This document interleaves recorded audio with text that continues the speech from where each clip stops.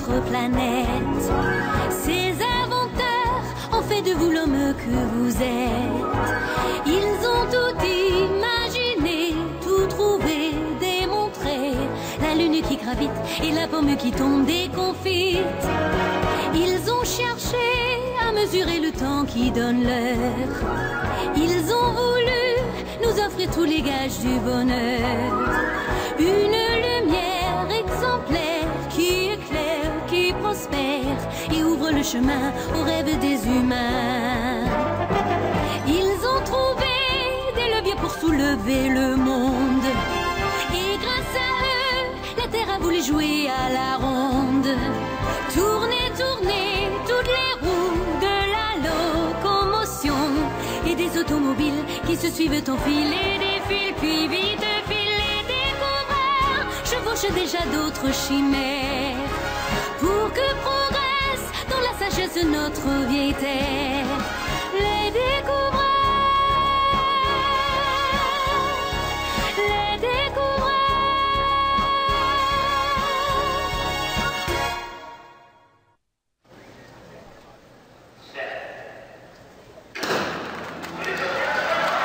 Johnson et Jackson. C'est Jackson qui mène. Ah non, non, non, c'est Johnson. Non, c'est Jack. Non, c'est John. Jack. Oh, quelle course. Ils franchissent la ligne au coude à coude. Voyons le ralenti pour connaître le vainqueur. Oui, fait. Non, c'est Johnson. Johnson est vainqueur avec 5 centièmes de seconde d'avance sur Jackson. Tous les records sont battus. Oh 5 centièmes de seconde. Soit 20 fois moins qu'une seconde. Oh, quelle émotion, quelle précision, quelle décision. Ah, le temps, toujours pressé, jamais une seconde à perdre. Oh, quelle époque. Imaginez 5 centièmes de seconde. Pierrot et Petit Gros ne sont pas encore là. Pas le temps, sans doute. Bon, alors je vais vous raconter une histoire passionnante. Il s'agit de l'invention du temps, justement. Ah, le temps, on connaît. Ouais, on connaît que ça. Mais enfin, maestro, le temps, il existe depuis toujours, non? Toujours, toujours. Bien sûr, le temps existe depuis toujours. Encore fallait-il le connaître, savoir comment le mesurer, le compter et pouvoir le découper en tranches. Tenez, dans le temps, il y a de cela des milliers d'années. J'ai un petit creux. Je crois que c'est le temps de manger. Oui, moi aussi j'ai un creux, tu as raison. C'est le temps de manger.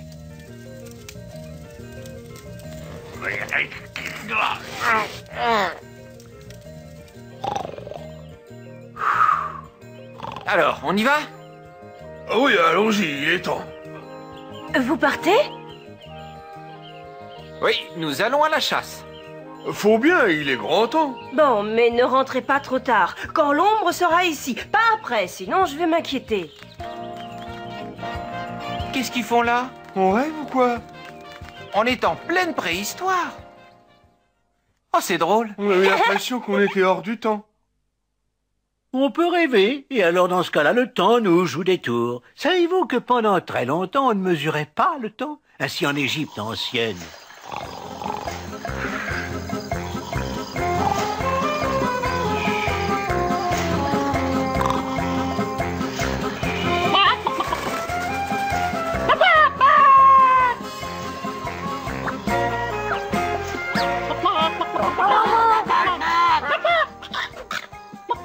Non mais il ne connaît pas son temps celui-là ou quoi? Le soleil n'est même pas levé.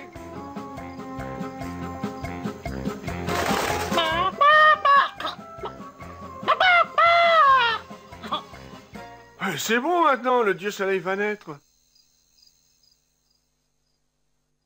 Les Égyptiens, ou les Babyloniens peut-être, inventèrent la semaine. Les Babyloniens? Ils vivaient dans un pays qui s'appelle aujourd'hui l'Irak. Ils avaient construit une grande tour, la tour de Babel, pour observer le ciel.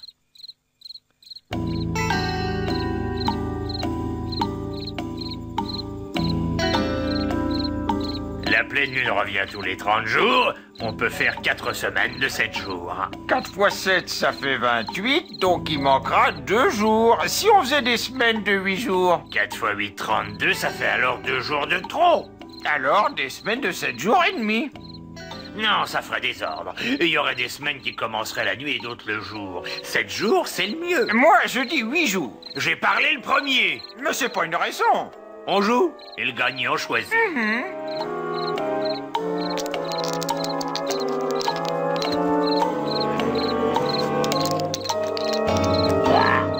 Regarde, un corbeau. J'ai gagné, la semaine aura 7 jours. Un corbeau, ça porte malheur. Cette histoire, les enfants, je ne crois pas qu'elle soit vraie. En réalité, on ne sait ni pourquoi ni comment on a adopté la semaine de 7 jours. Certains peuples ont choisi des semaines de 5 jours, d'autres de 6 jours, ou même parfois de 10. Oui, l'homme a toujours voulu découper le temps. Le grand problème, c'était la nuit.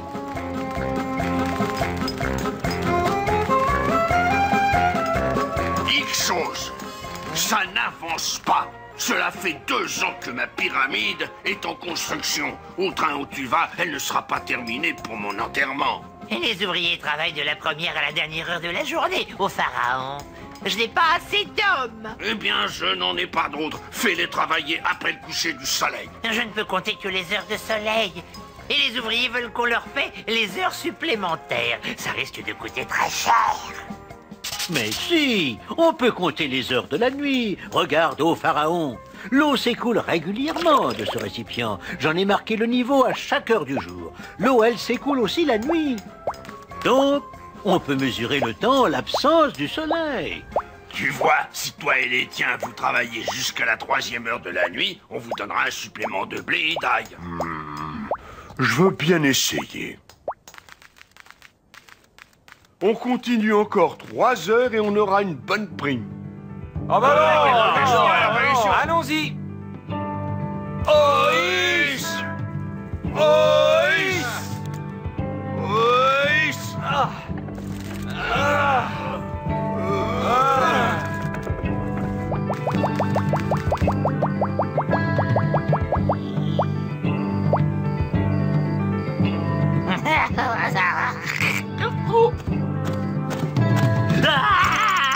Alors comme ça, on essaie de tricher.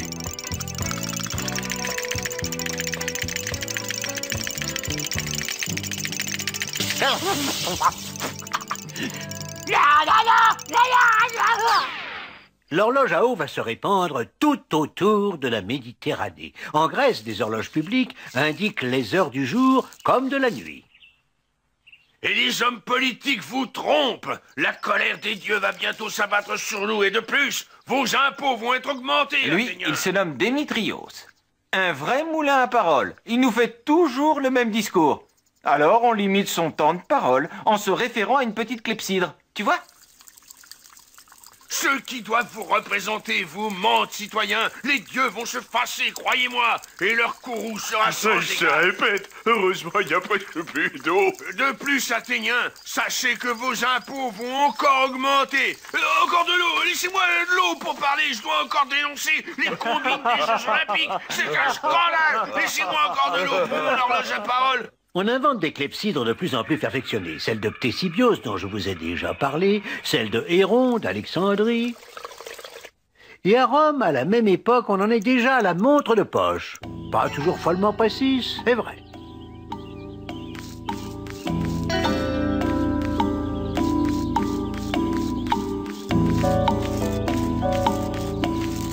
Tu es en retard. Voilà plus d'une demi-séparation que j'attends. Mais non, je suis en avance au contraire. Regarde ma montre. En retard, te dis-je. Mais non, mon vieux. Je t'assure que je suis en avance. Mais bien alors, c'est ta montre qui ne vaut rien. Le soleil est au zénith, citoyens. Il est midi. Réglez vos montres. Mais hélas, les heures de la nuit restaient toujours inégales. Et pourquoi? Parce qu'on divisait en 12 heures le jour comme la nuit. Or, en hiver, les nuits sont beaucoup plus longues. Et donc, ces heures-là duraient bien plus longtemps que pendant l'été. Moi, les heures courtes, ça me va, comme ça on travaille moins. Alors, on va te donner un sablier pour montre. Celui-ci ne pouvait mesurer que de courts laps de temps. Mais bien sûr, il y eut des exceptions. Comme ce sablier de Charlemagne. Celui-là, on ne devait le retourner que toutes les 12 heures.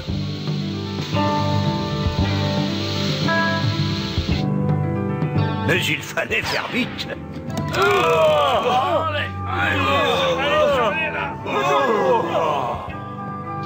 Un jour, l'Empire byzantin voulut honorer le nouvel empereur et lui fit un magnifique cadeau.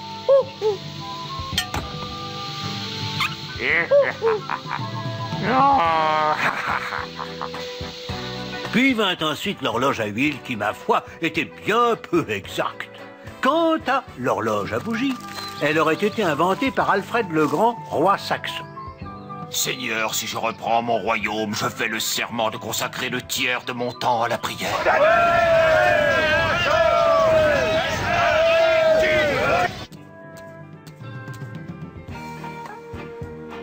N'oubliez pas votre serment, Majesté.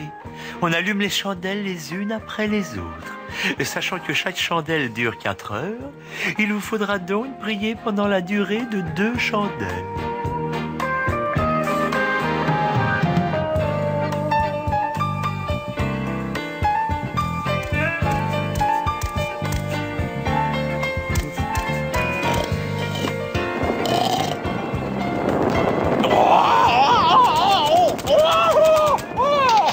Ça ne vaut pas l'horloge à eau. Ça alors. Les Chinois, que leur nature ne porte pas toujours à la simplicité, avaient eu l'idée d'inventer une énorme horloge à eau. Tu vois, quand ce récipient est plein, il va entraîner le mouvement de la roue, qui, elle, va entraîner ce tambour. Ici, alors, sera indiqué l'heure et les phases de la Lune ainsi que le mouvement de la planète. Bien sûr, tu dois garder le secret.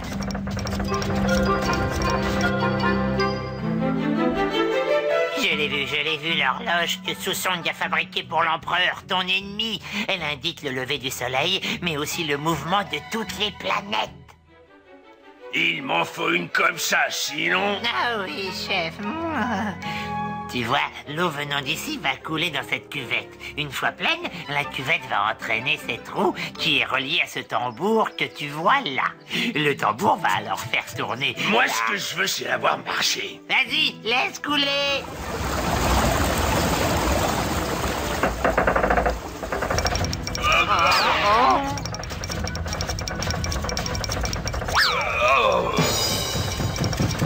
Elle marche, hein, chef. Vous avez vu comme elle marche, hein?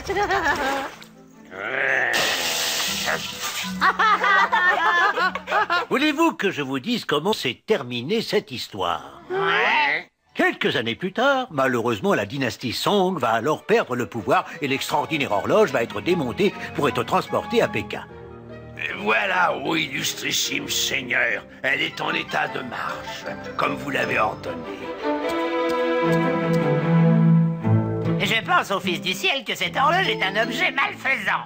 En tant que vestige du règne précédent, elle doit être détruite. Quelle est ton opinion de Saomaetsu? Cette horloge est une œuvre admirable, comme il n'en est pas d'autre au monde. Ce serait, ô Fils du Ciel, une perte irréparable pour l'humanité que de la détruire. C'est un objet nuisible et qui plus est porteur de mauvais esprits. J'en ai eu des preuves. Et l'horloge Susong, une des plus belles de tous les temps, finira par être détruite. Voyez, les enfants, que la bêtise ne connaît pas de frontières. Mais revenons un peu en arrière. C'est en France que l'on inventa la toute première horloge mécanique, l'ancêtre de toutes les horloges et de toutes les montres, dans une abbaye bénédictine.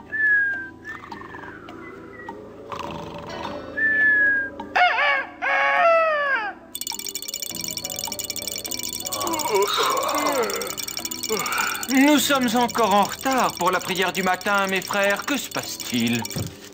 Je l'ignore, Père Gerbert. Eh bien, il a encore gelé. L'horloge s'est arrêtée. Seigneur, on va encore être privé de vin. Vous qui avez voyagé, mon père, vous n'avez pas une idée? J'y travaille, justement. Viens avec moi. Tu vois, ce gros poids va entraîner la corde vers le bas, faisant tourner ce cylindre. La roue dentée est entraînée à son tour. Au moment voulu, le marteau va frapper cette petite cloche, ici. Vous croyez que ça va marcher, mon père? Si Dieu le veut.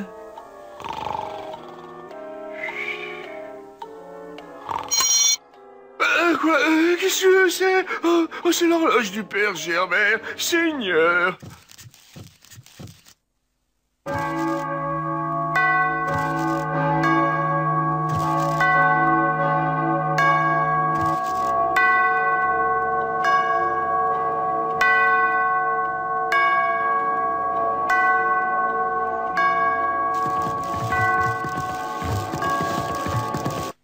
Ça a marché!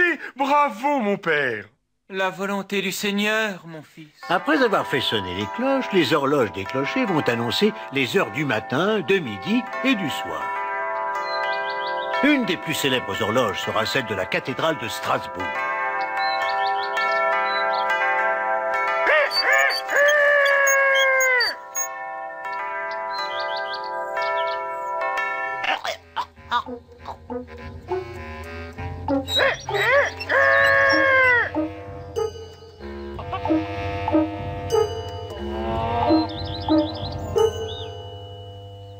Voyez, sur ce cadran, les heures sont indiquées en cercle. Elles se suivent de midi à minuit, de minuit à midi. C'est tout simple et pourtant, il en a fallu du temps pour y arriver. Ce cadran horaire, les enfants, nous le devons en fait à des horlogers italiens. Eh oui, ils ont fabriqué une horloge extraordinaire. C'était à Padoue au XIVe siècle. Regardez, j'ai inventé un cadran que les gens pourraient voir de loin et ainsi lire facilement l'heure. Un cadran rond, mais enfin, Jacopo, ça n'a aucun sens. Pourtant, la Terre est ronde et puis le Soleil qui détermine les heures du jour suit lui aussi un parcours circulaire. Mais une horloge, ça ne tourne pas rond. Bon, c'est ce qu'on verra.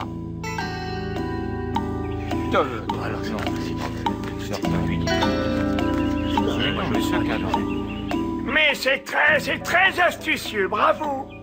On peut lire l'heure du premier regard. Les 12 heures du jour sont suivies par celles de la nuit. On peut diviser l'heure en minutes. Qui donc a inventé ce superbe objet? C'est moi, Jacopo Dondi. Mon fils Giovanni m'a beaucoup aidé. Jacopo Dondi, dorénavant, tu porteras le titre d'horloger. Aimerais-tu fabriquer pour notre université une horloge spéciale? Spéciale? Oui, je veux une horloge qui indique non seulement l'heure, mais aussi les phases de la Lune, le mouvement des planètes, et aussi... Crois-tu que tu pourrais faire ça? Ah, ce sera pas facile, hein? D'accord? Moi, je peux la faire. Elle fera tout ce que vous demanderez. Vous verrez, vous... Je peux la faire, professeur, mais il me faudra du temps, beaucoup de temps. Moi aussi, je peux. Bon, nous verrons.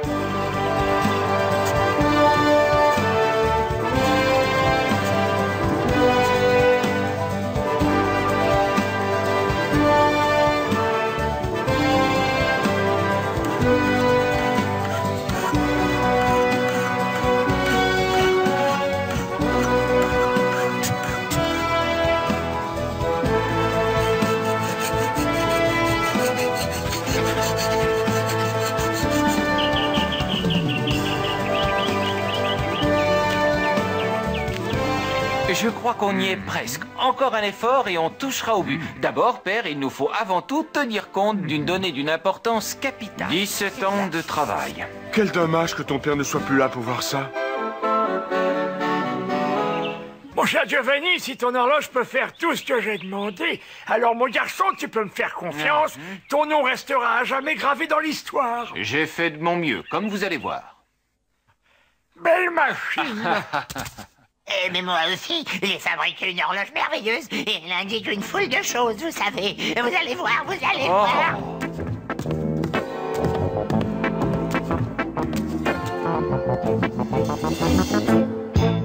Bon, eh bien, nous allons comparer. Il y a 6 côtés. Ici, le cadran indique les heures ainsi que les minutes. La mienne aussi, là et puis là. Ici, on peut voir le jour du mois et le mois de l'année. Et moi aussi. Là, vous voyez. Ici, les phases de la Lune, l'heure du lever et du coucher du Soleil, ainsi d'ailleurs que son mouvement. Moi aussi. On peut prévoir les éclipses, celle de la Lune et celle du Soleil. Comme vous pouvez le voir, tout cela est très clairement indiqué. Et on peut voir enfin le mouvement annuel des planètes du système solaire. Eh bien voilà, tout cela est animé par le poids ici qu'il suffit de remonter une fois par jour. Et moi aussi. Curieux, n'est-ce pas?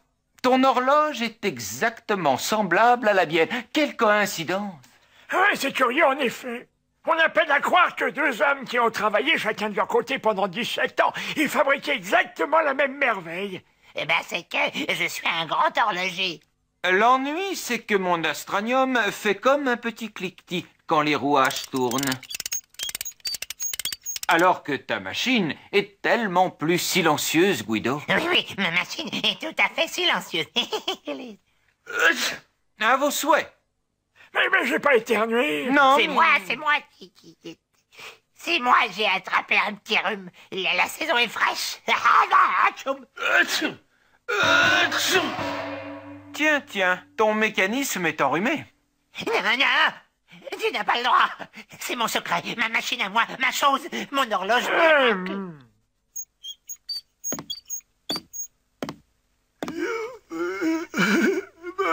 Je suis le réparateur, vous comprenez, c'est une mécanique fragile.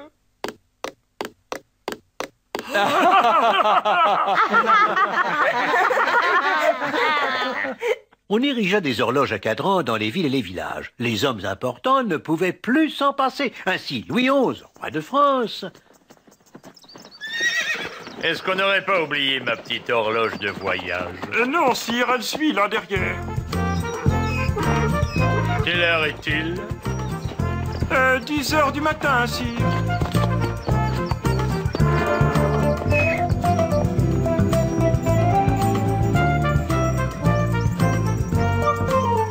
Charogne, avance, sale bête.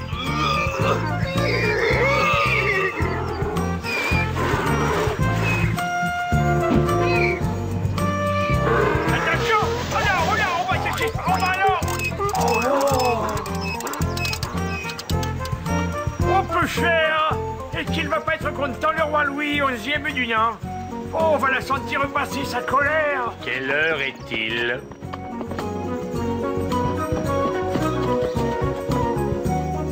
Oh, bonne mère! Et le roi qui demande l'heure? Ça va chauffer! Il est 4 heures de l'après-midi. Tu es sûr? Bah, regarde, l'ombre de la baguette tombe sur le bout de mon petit doigt. Ça ne trompe pas, ça. Eh bien, il est 4 heures, Majesté. Et oui, malgré tous ces progrès, beaucoup de gens utilisaient encore le cadran solaire, le gnomon grec, vieux de 2000 ans. Il suffisait de marquer sa main pour y lire l'heure. Mais tout va changer lorsque va apparaître le balancier. Ah oui, le balancier, ça me rappelle Galilée.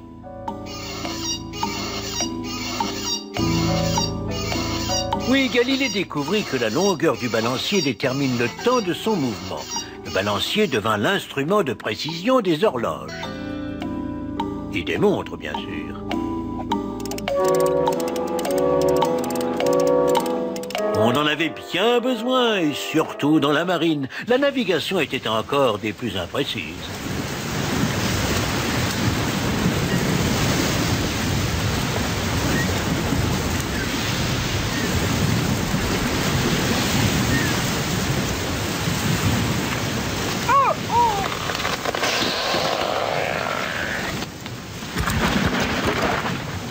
Vint alors l'horloge à pendule de Galilée.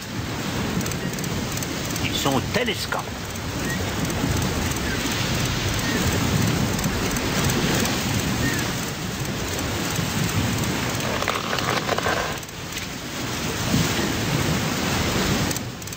Vous voyez les satellites de Jupiter? Alors quoi? Il vous suffit de les observer, a dit Galilée. Ah, il suffit. C'est vite dit, capitaine.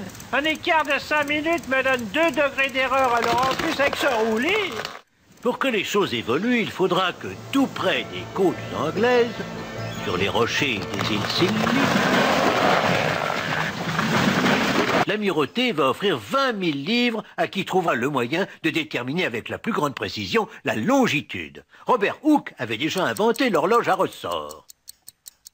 Et quand Huygens présentera sa montre à ressort, il va crier « au vol ». Clément trouve l'échappement à encre.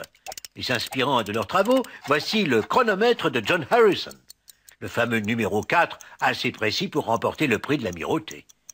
L'horloge moderne n'est pas loin. Les premières montres à bracelet vont apparaître en 1910.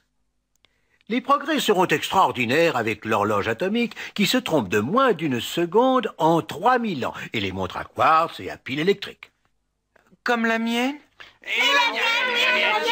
L'homme a donc fini par dominer le temps. Il l'a découpé en minutes, puis en secondes, puis en centièmes de seconde. Et ce temps rythme sans cesse notre civilisation. Mais l'avons-nous vraiment dominé? Ou alors en sommes-nous devenus les esclaves? Les découvreurs façonnent pour nous des mondes meilleurs. L'œil vers le ciel, leurs pensées vagabondent ailleurs. Tourne-manège des étoiles, des planètes, des comètes. Voici que l'homme décolle, il va quitter le sol. Mes paroles, c'est qu'il s'envole. Demain, ils nous mèneront vers d'autres firmaments. Car pour eux, l'homme n'en est qu'au début de son roman. Les